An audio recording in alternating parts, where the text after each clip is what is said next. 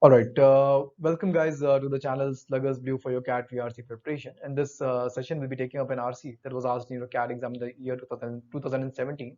In the second slot, I have titled the RC as Vikings, Traders or Plunderers, 323 words, 3 questions. Uh, this is the first part of the session where I'll be taking you through the passage. I'll just be explaining the passage to you in detail, paragraph by paragraph, with the use of a schematic. And in the second part, we shall be discussing the questions. We'll discuss the questions, okay?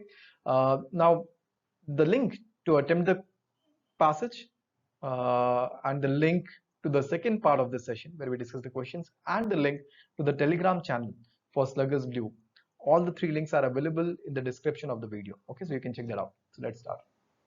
Okay, now for those of you who might be watching these sessions for the first time, I'll just take you very briefly through the structure of the sessions. See, every single session caters to one RC, okay, and a session is made up of two parts. The first part is where I explain to you the passage in detail, paragraph by paragraph, and the second part is where I take you through the questions, where we discuss the questions. Okay, you are expected to have attempted the passage and read the passage and attempted the questions by yourselves. The link to do the same is available in the description of videos of both the parts. Okay. All right. Now, 40 such sessions make up a course that is titled as an anthology of RCs for your reading comprehension preparation for the CAT. All right. So I hope that's clear. Let's start. Okay, guys. So see, the way we'll go about understanding the passages. You have your screen visible, right, on your device. Now it is split into two parts. On the left side of the screen, you can see the passage. On the right side is a blank space, which will be filled by schematic diagrams as we read the passage. I'll be using these schematic diagrams to explain to you in detail every part of the passage. As simple as that. Okay. So yeah, let's start. Okay, so we'll start with the first para. Despite their fierce reputation, Vikings may not have always been the plunderers and pillagers popular culture imagines them to be. In fact, they got their start trading in North European markets, researchers suggest.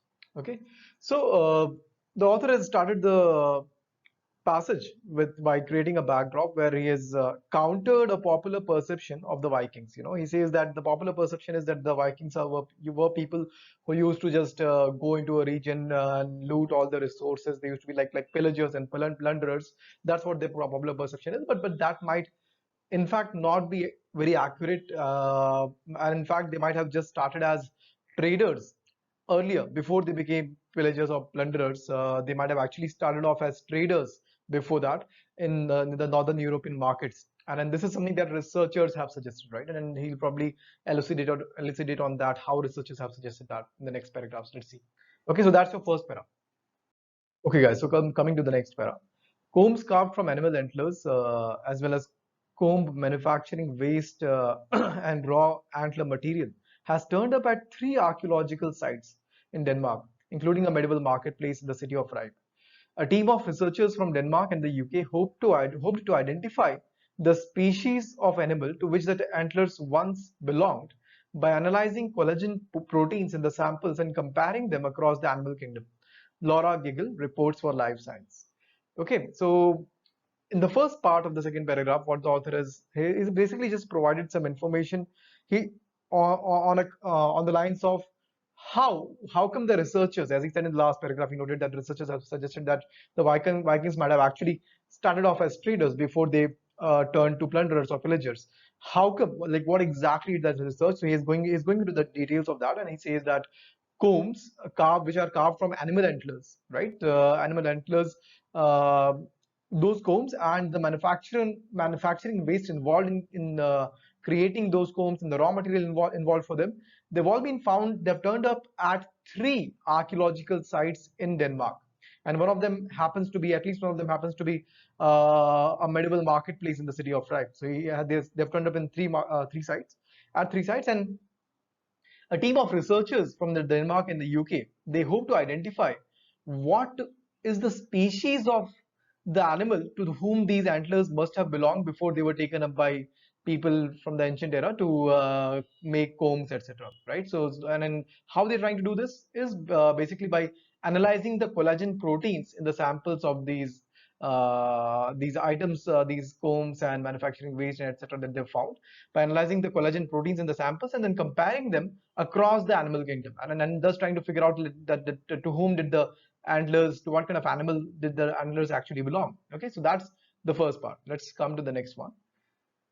Somewhat surprisingly, molecular analysis of the artifacts revealed that some combs and other material had been carved from reindeer antlers. Okay, so now he says that after doing this analysis, this molecular analysis has kind of surprisingly revealed that uh, that some combs and other material had been carved from reindeer antlers. Okay, so the animal was a reindeer from whose antlers these combs had been combed. Some of them had been combed at least.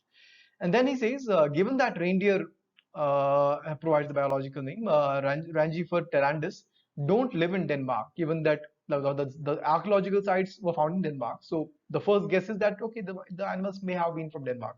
But then he says that given that the reindeer, the molecular analysis demonstrated that these antlers belong to a reindeer, belong to reindeers, and then given that reindeers don't live in Denmark, the researchers posit that it arrived. That means that these combs and manufacturing waste and these raw material must have arrived on Viking ships from Norway. Okay, because that's where these reindeers are found. Okay, given that reindeer, uh, yeah, antler craftsmanship in the form of decorative combs was part of Viking culture. Such combs served as symbols of good health, Gegel writes, right? So the expert that the author has been citing for all of this research says that antler crafts and decorative combs created from antler crafts used to be part of the Viking culture, and they used to be considered as symbols of good health. So basically making a point that the Vikings were actually involved in antler craft and creating these artifacts. Okay. Uh, Okay, such combs served. Okay, all right. The next part, the fact that the animals shed their antlers also made them easy to collect from the large herds that inhabited Norway. And the fact that these animals anyway shed their antlers, it became very easy. It must have been very easy for the Vikings, for the Norsemen to collect these antlers from the large herds which are available, which reside there in Norway, right? So it must have been very convenient for them. So they had the supply of the raw material available there. So the point he's trying to make is that these the combs, the manufacturing waste, and the raw materials must have come via the Vikings to Denmark from Norway. Okay, so that's the point he's trying to make here. And so in the first part of the first this paragraph, he basically lists evidence for his proposition, that the proposition that he has made, that they must have started as traders and not as pillagers and plunderers as people usually believe. And then he draws inference from that evidence which has been cited here. Okay, let's go to the next paragraph. Okay, so coming to the next paragraph, the last one. Since the artifacts were found in marketplace areas at each site, it's more likely that the Norsemen came to trade rather than pillage. Most of the artifacts also date to the 780s, but some are as old as 725. That predates the beginning of Viking raids on Great Britain by about 70 years. Traditionally, the so-called Viking Age began with these raids in 793 and ended with the Norman conquest of Great Britain in 1066. Archaeologists had suspected that the Vikings had experience with long maritime voyages that might have preceded their raiding days. The raiding days is the period where when they became violent, which is considered as the Viking Age, right? When they acted as plunderers and pillagers and looted the regions. Those are the raiding days of the Viking Age. So let's see what the author has done in this. For in the first part of this paragraph, is he has basically said that given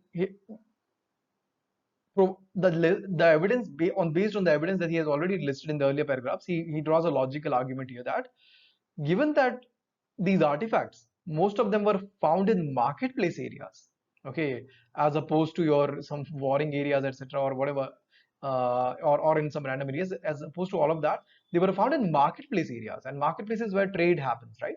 So it is more likely that the Vikings had come with these artifacts to Denmark to trade and not to pillage the region. Okay, so that's the first point he makes, and then he says that, and a lot of these artifacts they date back to the year 780. but some of them also date back to the year 725, which predates the year when the Viking raids started, when the Viking age, when the Vikings actually started plundering and pillaging the regions where they went to, at least by 70 years. Okay, so these artifacts at least date back, are at least predate the start of the Viking age, start of the violent era when the Vikings became violent, at least by 70 years. So essentially making the point, supporting his proposition that before the Vikings became pillagers and plunderers, they were actually traders. They had actually not they started as traders in Northern Europe, and after that, maybe after a long period of time, after that they later on, they went on to become pillagers or plunderers and started looting the regions that they used to go to, right? So and finally, he notes that he's also given information about in braces about how long the Viking Age lasted. It started from 793 when the Viking raids began, and it ended with the Norman conquest of Great Britain in 1066. Anyhow, the artifacts date back to the start of predate even the start of the Viking Age. So his argument is substantiated by this logic. And finally, he makes a point that archaeologists had suspected, that means they are already suspected, that the Vikings had experience with long maritime voyages that might have preceded their raiding days. Now, before all of this discovery had happened, before these artifacts were found in the archaeological sites, the author says that the archaeologists had already suspected that the Vikings must have had some sort of experience of long maritime voyages before they started raiding these places. Okay, and then now that suspicion of the archaeologists is now fits the bill here, right? And so because now these artifacts have demonstrated that yes, they did have experience with long maritime voyages, because they used to be traders. They used to come to these regions to trade these artifacts made from animal antlers, reindeer antlers. Okay, let's come to the next part. Then he says, beyond Norway, these combs would have been a popular industry in Scandinavia as well. It's possible that the antler combs represent a larger network. Okay, and where the Norsemen supplied raw material to craftsmen in Denmark and elsewhere. Okay, so yeah, so he's finally made the point that beyond Norway, these combs may have been quite may have been popular in other countries like Scandinavia as well, and it's quite possible that what these combs represent is basically that they are a representation of a large trade network. Okay, that's what they actually represent. That there used to be a lot of trade that used to go on in those times among these countries via these people. Okay, and it's also possible that the antler comb where as part of this large trade network, the Norsemen is a reference to the Vikings, people of Norway, Norsemen.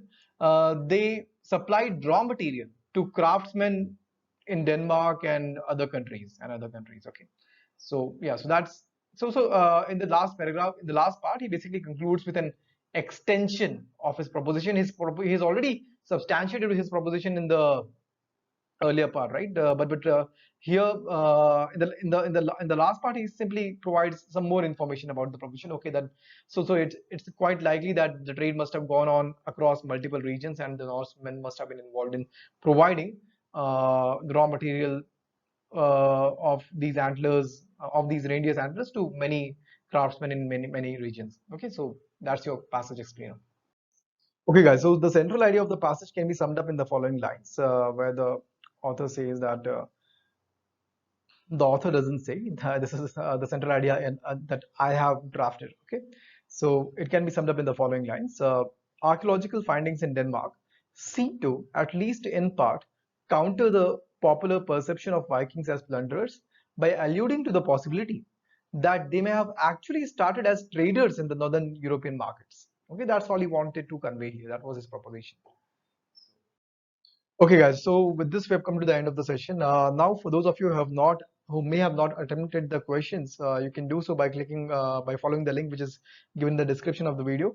And the others who have not seen the other RC videos, who would like to attempt the other RCs from this course and the anthology of RCs, you can go to the playlist of this course on my YouTube channel, on the YouTube channel by clicking here. It will lead you to the playlist.